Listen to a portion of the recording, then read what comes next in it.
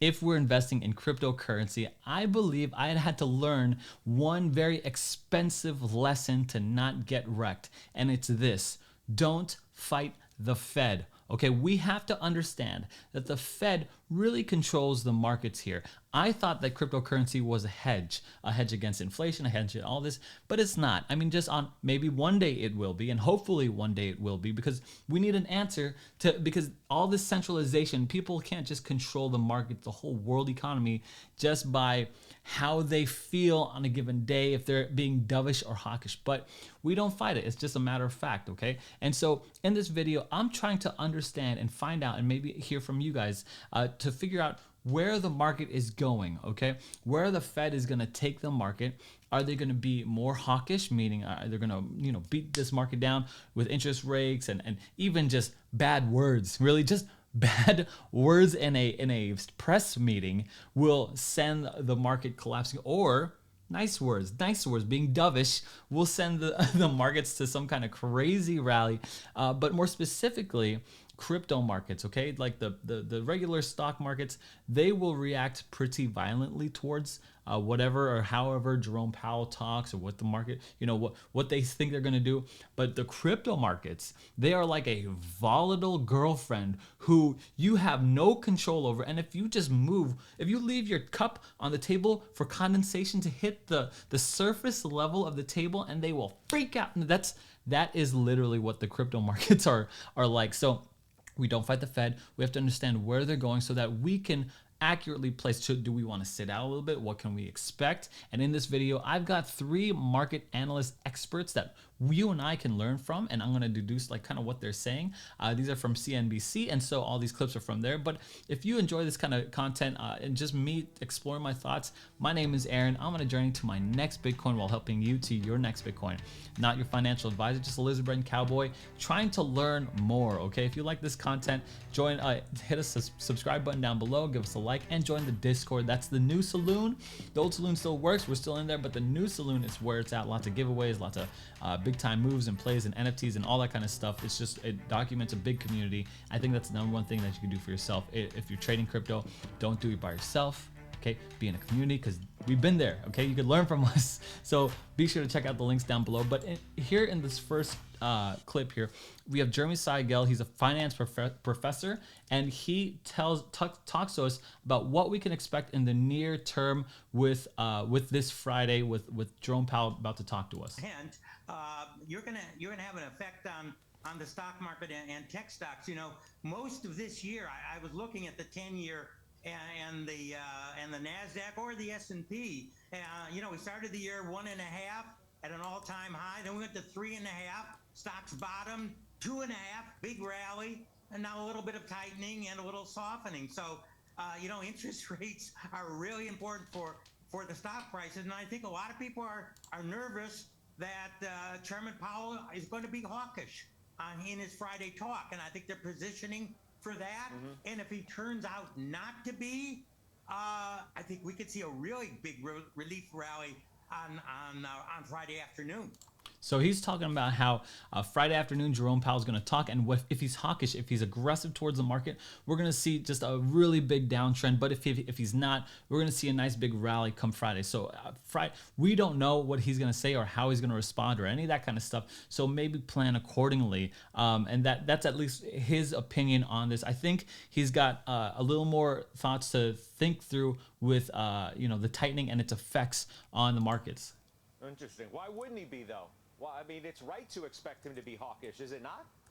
Well, if you take, the market says we're going to have another 125 basis points of tightening by year end. I think we should only have 100.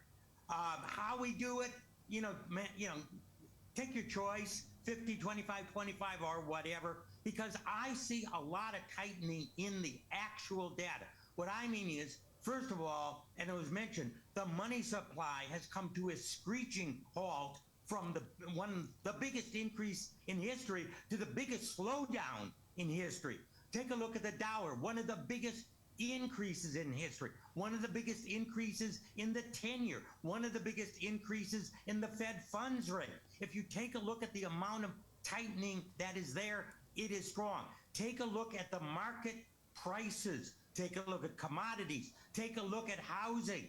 Now, I know Adam mentioned that we're going to have we're going to have that rent index continue to come up. That's very backward looking. Talk to realtors. Housing prices are sinking right now. Rentals, they're not getting the jumps that they got. It's still up a lot, but they're not getting the jumps that they had just 1 or 2 months ago. So if Powell and the Fed take a look at what's really out there, I think they won't take an overly aggressive, which I think would be a mistake. So yeah, so he's saying how they might take an overly aggressive approach to the stock market, which is a bearish, sentiment. That's something that we're like, okay, if they're gonna be super aggressive towards this, we have to be careful, because if they do, it's gonna crash the markets. And if the more tightening they do, the more hawkish they are, the bloodier our Bitcoin, the bloodier our crypto markets will be. Now, if we look over to this person, this is Ed Yardeni. He's an economist, and he's got ideas here on the consolidation period of how long this will be. Look, the market's had a huge move here since it bottomed on June 16th. I don't think we're going to go back and retest that. I think sentiment was so sour, so negative, as negative as it was back in 2009. So I think you've already seen a lot of capitulation, a lot of exhaustion by those who wanted to sell. But on the other hand, we're approaching September, and September can be a tough month, and you can find plenty of reasons why it might be tough this time around. We know that the Fed is likely to increase the Fed funds rate by 75 basis points. At the end of this week, Powell will update his hawkishness. I think he's going to continue to be hawkish about inflation. I think the key number here coming up here is going to be the CPI in September on the 13th, and that will be for July. And I think it's going to be another good number. So I think we're in a consolidation pattern here for a while. I don't think it goes down a lot. I don't think it goes up a lot. I mean, you mentioned that we were so...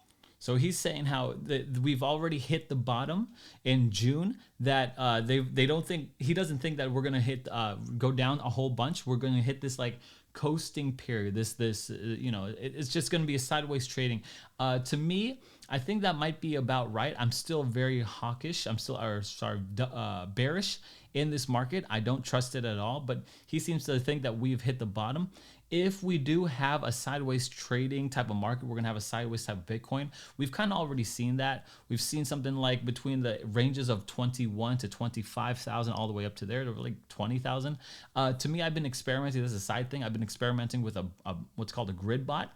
And I'm not sure if I'm ready to release kind of like some of that stuff. Some of my findings are in the high roll in the saloon already. But it's one of those things. If you're sideways trading within a channel here, and you have a bot that could buy and sell within these channels, you might be looking at a good time to use one of those things if you're down that way. But if you could see a channel, maybe you could do what I did in June and try to time the bottom and time the top. I didn't time the exact bottom. I timed like that the bottom half and the top half is what I really did, but I never really hit the exact tops and bottoms. But so he thinks that there's going to be an extended period of consolidation, a sideways market. He actually goes on to say that he thinks that we're looking for a soft landing from the Fed, that this is, he thinks that it's all roses from here, that there's nothing worse that we could see right now as far as he could understand it. I don't agree with that, but this is where you and I are going to learn from each other. Now, this last person here is Tony Dewar. He's a chief marketing strategist, and he's going to start talking about let's see, some of what the Fed is doing and how to think through how the Fed is going to move here. We're a long way from where the Fed could be forced to not pivot. I mean, if you go back and we worry about the 70s and the 80s and the stop-start that the Fed did back then, where it thought it had conquered inflation, and it hadn't, only to come back with a vengeance till Volcker came along and really drove a stake in it. So these guys, they know that, guys and gals, and they're probably ready to not blink on raising as long as we're anywhere near 8%, 7%, 6%, 5%. When would you stop if you were the Fed?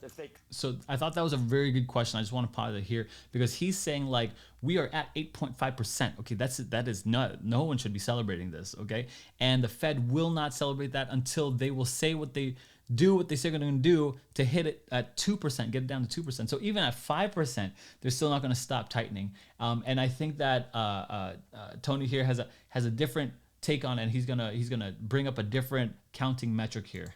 If they really say 2 is the number. Joe, I think we're looking at the wrong thing, maybe. We're looking at inflation. On the core PCE, somehow the Fed has let the narrative get away from the PCE, which is a more stable version of inflation and their primary gauge. And somehow they let the CPI become the one. That peaked 3 months ago. But again, I don't know that it's inflation. That already peaked and is coming down. You can see it in durable goods for sure. Non-durable goods, obviously, with gas and clothes have come down. But I think what's really going to cause them to shift, we're in an election year, midterm election year, as you know. The economy is slowing down by all measures. So what we may want to watch is the second mandate, which is full employment.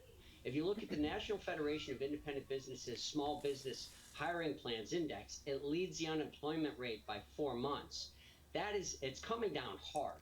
And when it does, you typically get a lift in the unemployment rate. So as we get past September and October, I think the test of the low comes from, the pendulum going from good news is bad news. We're right in the middle now in the sweet spot that caused the summer rally, that caused us to expect a summer rally, was bad news is good news. It means a less onerous Fed. But eventually the pendulum swings into bad news is bad news. That should help create a real pivot from the Fed as unemployment picks up in an election year and the economy trends toward recession. Okay, so he's saying that the economy, or that the Fed is going to pivot, and they're going to start U-turning from their hawkish way, or from this tightening, and they're going to start pivoting because of the election year, and because if we start trending too much towards a recession, towards I guess November, that they'll start to pivot, and so that's his take on it. Now, from what you understand, that there might be some biases with these three gentlemen. I don't know if maybe they're getting government paid or whatever, that which is something that is to be considered. That's why I wanted to bring on three different sources. Unfortunately, they're all from CNBC, but here's where we could learn here. The first person, Jeremy, says that, hey, this Friday, we don't know if this is going to be very hawkish or dovish, depending on what Jerome Powell says, and how he spooks the market. They were even talking about how the whole market thought that he was more dovish than he was, but he's not. He's actually saying that there's going to be more tightening, 100 basis point tightening, so that's a full percentage point. The second person, Ed Yardeni, the economist, he said that we've already hit bottom. Everything's going to be rosy. Everything's going to be great. Okay, and I don't agree with that guy. And the chief marketing strategist Tony, he said that, hey, look, one thing we should look at is is a pivot come the election. So where does that put us for investing in crypto? And this is I think the key takeaway is that at least for the short time we should.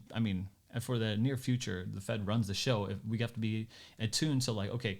Is the market predicting that he's going to be more hawkish or dovish? Do we think that they're going to tighten up or let it loose? And so are they going to hit us with a 75 basis point hike again in September? And are we going to expect that?